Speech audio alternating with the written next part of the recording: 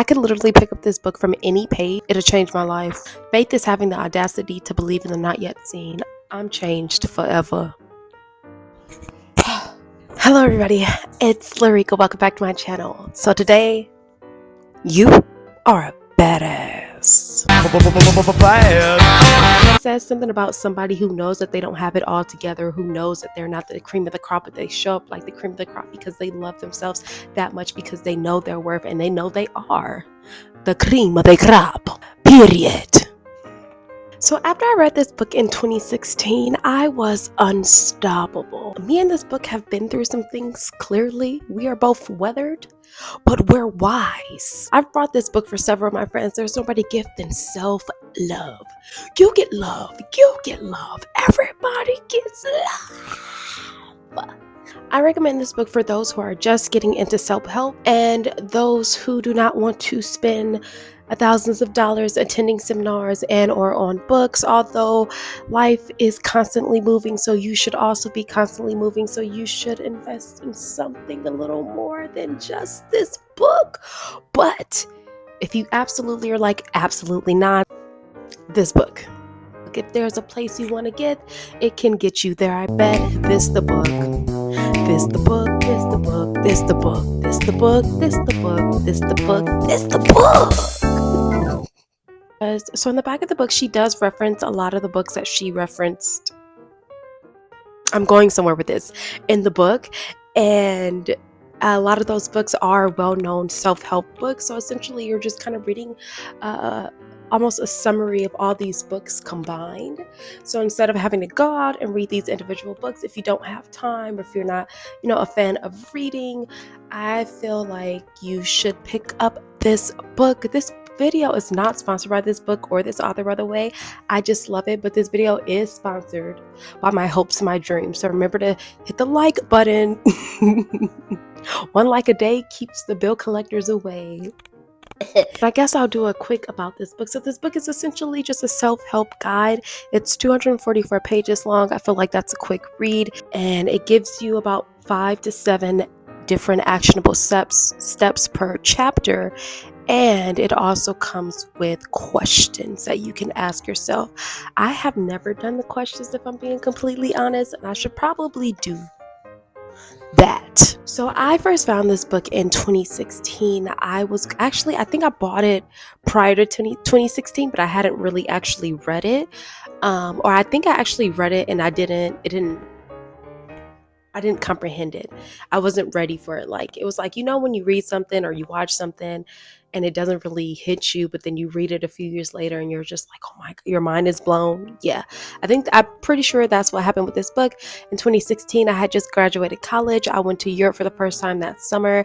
I came back, and in Europe, I had this epiphany that I just did not like myself. I didn't like my body. And that was the first time that I ever had that moment, like out loud, where I'm like, oh my God, I don't like myself. So those, epiphanies traveled back to the States with me. You see what I did there? Metaphorically speaking. Between that and all these newly adult, out of college, being broke, trying to figure things out, I was just having a hard time adjusting. I just really didn't like myself, and I remember thinking that everybody was staring at me because I was so ugly and hideous and all of these things. And after I read this book, it just made me think, like, one, if they are looking at you, it doesn't matter because you love yourself. And two, if you feel like you're ugly and you think you're ugly, then you need to wake up and still be the ugliest, baddest bitch you've ever seen in your life. Okay? And I think being an ugly bad bitch is better than being a bad bitch. Wait, what? My top 3 favorite things about this book is that she breaks everything down in actionable steps per chapter. It's easy to follow and comprehend. At the end of every chapter, she ends it with a very actionable task of loving yourself, and I love it because it's something that's so simple that most people read it and be like, well, duh, of course you have to love yourself, but not fully understand how hard it can be to love yourself in a world that tells you you should love yourself, but also here's 10 reasons why you shouldn't love yourself, and here's 10 products that can help you love yourself. Also, why don't you love yourself already? My biggest takeaway from this book is that you just have to do. You have to get up, you have to move, you have to get up and move your titties. You got to move your balls. If you got balls, you got to move your body. We all inclusive on this channel. Most answers reveal themselves through doing and not thinking. You have to do, you have to move in order to grow. Over the years, when I've forgotten this lesson and I've grown stagnant, I've remembered it subconsciously, and I made little or big moves, and I was able to move my life forward. This past month, I made a lot of moves. I drove from freaking Phoenix to LA to Bakersfield for a wedding, and then I drove up to Portland. Also visited Seattle.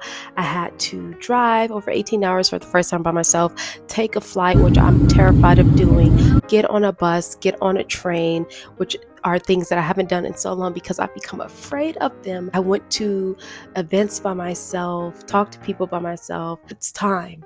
If you're watching this is a sign it's time to move your body and to get back out there. I knew I needed to do everything that I did so that way I could move forward in my life, and it's not over. I'll need to move into the day that I die, but it's worth it. I'm not going to sit here and live the same problems. It's time to grow, it's time to go, and it's time to glow, baby. Okay, pick up this book. Please get this book. Like I said, this video is not sponsored. I just really love this book. Like I said, I bought it for several friends. I've read it multiple times, but I understand that like it's hard to do because you get so stuck in your mind that you think that you're moving, you think that you're running, you think that you're in Jumanji and you're playing the game, but bitch, you only thinking about it. You in Jumanji up here. You got to bring Jumanji out here and actually move your body. When we're happy and all in love with ourselves, we can't be bothered. When we're happy and all in love with ourselves, we can't be bothered with the bullshit of our own or other people's. Period. I love myself too much to care about the recession. Just kidding. You might want to care a little bit about the recession, but oh my God. I don't know why I completely my mind went. I lied earlier. I lied. I'm sorry. The biggest thing that this book taught me the importance of was meditating. Meditating and doing is what changed the game for me. Being able to meditate allowed me to be able to do the things that I was thinking about. So they go hand in hand. If you only have the option for two things to change your life, do those two things. Read this book and meditate. And I swear, oh, not my life, but somebody else's, that you will be a brand new person. I just recently started to meditate more frequently.